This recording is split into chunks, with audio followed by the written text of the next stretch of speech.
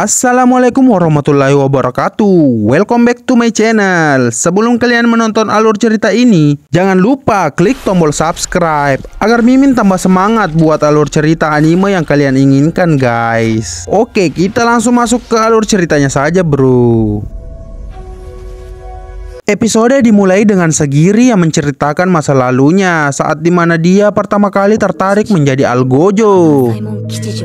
Saat itu dia melihat ayahnya yang bernama Yamada Asaemon Kichiji yang sedang memenggal kepala sang pendongeng. Sagiri melihat pendongeng itu terlihat bahagia, bahkan tak menyadari bahwa kepalanya telah terpenggal. Sejak saat itu, Sagiri pun memiliki tujuan untuk meniru tebasan ayahnya yang sangat indah. Pada saat dia tumbuh dewasa, dia melakukan tebasan pertamanya. Namun Sagiri melihat sesosok arwah orang yang dia tebas menempel ke kakinya dan menariknya seakan dia merasa kesakitan. Seniornya berkata bahwa itu karena dalam tebasan Sagiri masih memiliki keraguan, sehingga itu menimbulkan rasa sakit pada orang yang dia tebas. Kembali ke masa sekarang, dia sedang menutupi mata Gabimaru dan membawanya ke pinggir laut. Di sana ada beberapa narapidana lainnya yang bernasib sama dengan Gabimaru dan juga beberapa algojo yang mengelilingi mereka. Pada saat itu, sang juru bicara Shogun memberikan perintah untuk menemukan buah kehidupan di Pulau Shinsenkyo. Tapi karena jumlah mereka yang lumayan banyak daripada kapasitas kapal yang akan mereka gunakan, Shogun pun memberi perintah untuk mengurangi narapidana itu. Dan para narapidana itu pun mengerti maksud Shogun. Mereka harus saling membunuh. Pada saat narapidana saling bertarung dan membunuh, Gabimaru menghadap pada Shogun. Dia meminta hal tersebut dihentikan dan meminta untuk menggunakan cara lain. Tapi pengawal Shogun pun marah dan menyuruh narapidana untuk membunuh Gabimaru dengan imbalan akan diikut sertakan dalam ekspedisi. Seorang narapidana pun tergoda dan maju untuk menghadapi Gabimaru. Namun sebelum dia menyerang Gabimaru, lehernya pun dirobek dengan mudah oleh Gabimaru dengan tangan kosong.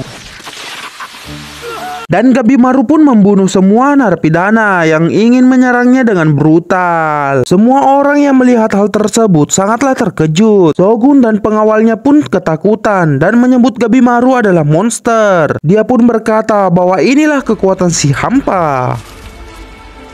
Setelah kejadian tersebut, Gabimaru dan para narapidana lainnya telah tiba di Pulau Shinsenkyo. Mereka ditemani seorang algojo yang akan mengawasi mereka dalam misi mereka untuk mengumpulkan buah kehidupan. Gabimaru dan para narapidana lainnya kemudian dibagi menjadi beberapa kelompok dan dikirim ke berbagai bagian pulau. Mereka harus menghadapi berbagai rintangan dan musuh seperti monster, jebakan, dan cuaca ekstrim. Di tengah perjalanan, Gabimaru melepaskan tali yang mengikat tangannya dan Sagiri pun menodorkan pedang tepat ke leher Gabimaru dan menyuruhnya untuk tetap memasang tali ikatan itu ke tangannya. Pada saat Gabimaru ingin mengikat tangannya itu, tiba-tiba narapidana lainnya muncul dan menyerang Gabimaru.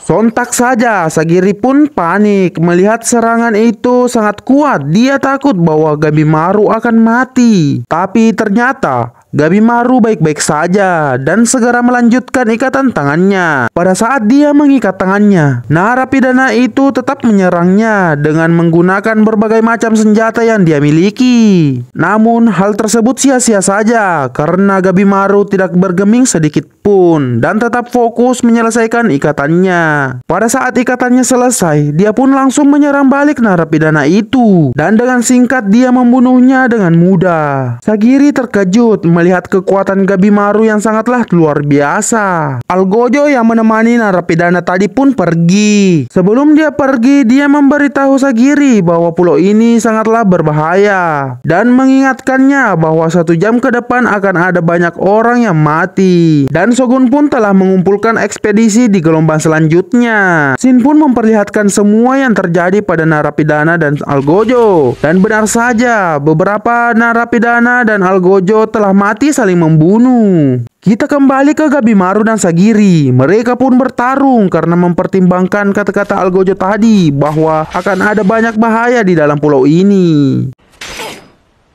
Alasan Gabimaru menyerang Sagiri adalah dia tidak ingin terbebani dan dia takut para ninja Iwagakure tiba di pulau ini dan membunuhnya sebelum menemukan buah kehidupan. hal tersebut akan menggagalkan tujuannya untuk bertemu dengan istrinya. Pada saat Gabimaru berhasil menumbangkan Sagiri, dia pun tidak dapat membunuh Sagiri. Gabimaru merasa bahwa yang dia lakukan itu salah. Sesaat dia mendengarkan kata-kata dari Sagiri, dia pun mengingat istrinya kembali. Gabimaru pun tenang dan berdamai dengan Sagiri. Beberapa saat setelah kejadian itu, tiba-tiba suara aneh pun terdengar di mana-mana. Sesosok makhluk aneh pun bermunculan. Salah satu narapidana melihat kupu-kupu berwajah manusia. Kupu-kupu itu pun hinggap di tangannya. Dia pun segera memotong tangannya itu. Jika sedikit saja dia terlambat memotong tangannya, maka tubuhnya akan ditumbuhi bunga seperti beberapa ekspedisi sebelumnya. Di scene berikutnya kita diperlihatkan latar belakang narapidana yang memotong tangannya tadi. Dia adalah Tamiya Gantetsusai yang dijuluki naga pedang, dan algojo yang menemaninya bernama Fuchi. Fuchi sangat senang bereksperimen dengan mayat tahanan yang telah dipenggal. Di sini ini kita diperlihatkan kembali saat mereka baru saja tiba di Pulau Shinsenkyo. Fuchi memperingati Gantetsusai untuk tidak berbuat macam-macam dan menghina klannya. Gantetsusai pun merasa bahwa Fuchi ini sangatlah kuat. Setelah itu dia melepas ikatannya dan memasuki hutan bersama Fuchi. Kita kembali ke Gabimaru dan Sagiri. Mereka saat ini sedang dikepung oleh serangga aneh dan monster berwujud ikan. Monster itu tiba-tiba menyerang mereka. Gabimaru pun melawan monster itu. Saat Gabimaru sedang bertarung, Sagiri ingin membantunya. Namun Gabimaru menyuruhnya untuk tidak membantunya. Gabimaru mengingat ajaran kepala desa bahwa jika kamu bertemu dengan lawan yang kuat, dia harus kabur. Tapi Gabimaru melihat Sagiri dan merasa bahwa dia tidak mungkin untuk meninggalkannya. Pada saat pikiran Gabimaru teralihkan dengan hal tersebut, monster itu pun membuat kesempatan untuk menarik Gabimaru dan membuatnya terluka. Gabimaru pun mengajak Sagiri untuk kabur bersamanya. Namun tak disangka, ternyata mereka telah dikelilingi beberapa monster raksasa. Para monster tersebut menyerang mereka. Gabimaru pun menggunakan jurus apinya dan membunuh semua monster itu dengan mudah. Tapi tiba-tiba salah satu monster itu berada di hadapan Sagiri dan akan menyerangnya. Saat Gabimaru melihat hal tersebut, Gabimaru pun teralihkan oleh pandangan itu. Dia pun acuh tak acuh dan tidak ingin menyelamatkan Sagiri. Gabimaru pun tetap menghajar monster yang ada di hadapannya. Namun pada saat dia menyerang monster di hadapannya, dia pun tanpa sadar tiba di lokasi Sagiri dan menyelamatkannya. Saat itu Gabimaru merasa heran, tubuhnya bergerak dengan sendirinya untuk menyelamatkan Sagiri. Mereka pun dikejutkan dengan kedatangan algojo dan narapidana lainnya. Narapidana itu bernama Yuzuriha yang ditemani oleh dua algojo. Yuzuriha adalah seorang ninja. Dia mengajak Gabimaru untuk bekerja sama. Awalnya Gabimaru menolak, tapi setelah diberi penjelasan, Gabimaru pun menerima tawaran tersebut. Kedua algojo itu pun memperkenalkan dirinya. Mereka adalah Genji dan Senta. Genji sebelumnya adalah pengawal dari narapidana yang bernama Makia. Namun Makia mati setelah terkena tipu daya Yuzuriha, dan Genji pun mengikuti Yuzuriha dan Senta. Yuzuriha ingin menggunakan rayuannya untuk mencoba menundukkan Gabimaru. Namun itu tidak mempan pada Gabimaru. Setelah itu mereka pun membuat perjanjian untuk saling memberi informasi tentang Pulau Shinsenkyo dan akan bekerja sama sampai penentuan akhir. Yuzuriha menjelaskan pada Gabimaru semua informasi yang dia dapatkan dengan cara mengujinya langsung pada narapidana yang bernama Makia. Mereka menjelaskan bahwa ada beberapa monster yang tidak akan menyerang jika mereka tidak mengganggunya, dan kebanyakan monster menggunakan pernak-pernik keagamaan. Mereka juga memberitahunya bahwa ada beberapa patung aneh di pulau tersebut. Gabimaru masih mencurigai Yuzuriha. Dia pun menanyakan alasan dia memberikannya informasi kepadanya. Namun Yuzuriha berkata bahwa itu hanya karena dia ingin bertahan hidup. Gabimaru pun menanyakan apa yang telah dia perbuat pada Makia, dan Yuzuriha tidak mau menjawabnya, takut teknik jurusnya ketahuan. Gabimaru pun yakin dan menerimanya sebagai sekutu untuk sementara waktu. Pada saat mereka mengobrol, tiba-tiba Sagiri jatuh pingsan. Itu karena dia telah menggunakan banyak energi. Scene berganti, kita diperlihatkan seorang Algojo bersama narapidana lainnya.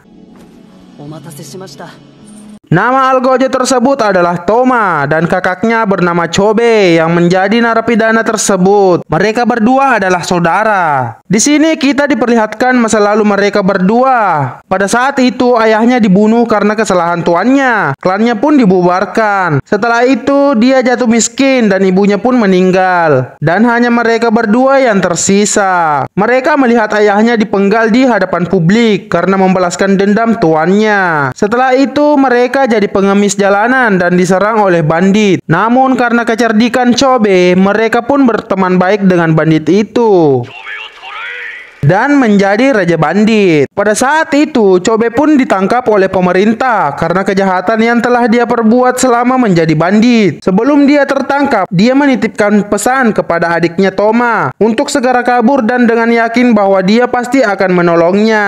Hingga saat ini, adiknya Toma pun masuk dalam klan Yamada Asaemon untuk menolong kakaknya sebagai Algojo-nya. Kembali ke masa sekarang, mereka sedang dikejar oleh beberapa monster raksasa. Chobe pun membunuh semua raksasa itu. Namun senjata Chobe pun hancur dan dia mengajak adiknya untuk melarikan diri. Pada saat dia ingin melarikan diri, tiba-tiba adiknya tertangkap oleh salah satu monster tersebut dan Chobe pun pergi meninggalkan adiknya. Namun adiknya mengira bahwa Chobe benar-benar meninggalkannya. Tapi ternyata Chobe pergi untuk mengambil pedang raksasa milik monster yang telah dia bunuh. Pada saat Chobe pamer kepada adiknya, tiba-tiba dia diserang oleh monster. Dia pun sangat kesal. Setelah itu, dia pun menghabisi semua monster tersebut dengan cara yang sangat brutal. Dan episode pun berakhir. Terima kasih buat teman-teman dan sapo-sapoku yang telah subscribe channel Imajinasiku. Sampai jumpa di video selanjutnya. See you.